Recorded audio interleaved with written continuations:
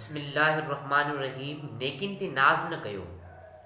किन माण्हुनि खे पंहिंजे अमलनि मथां बावर हूंदो आहे, नेकिन मथां नाज़ हूंदो आहे, पर अल्लाह पाक जे अज़ीम एहसाननि जी भेट में माण्हुनि जी नेकिन जी छा अहमियत आहे।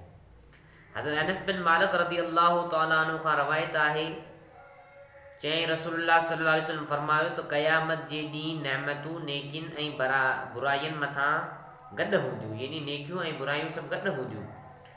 अल्लाह ताला पंहिंजी नेमतनि मां हिकु नेमत खे फरमाईंदो, उनजी नेकिन मां पंहिंजो हक़ु वठि, पोइ उहा नेमत उनजी का बि नेकी न छॾींदी, मगर सभु जूं सभु नेकियूं खणी वेंदी। यानी असांखे खपे त नेकी कयूं त उन ते एहसान न कयूं त फ़लाणा मूं तो ते हीअ नेकी कई, फ़लाणा मूं तो ते हीअ नेकी कई। नेकियूं कयूं ऐं दरगुज़र कयूं, छो त नेकी करणु हिकिड़ो सुठो अमल आहे, सुठो सवाबु आहे। त असां जेकॾहिं नेकी कयूं था त उन ते नाज़ न कयूं, फ़ख़्रु न कयूं, तकबुर न कयूं, वॾाई न कयूं।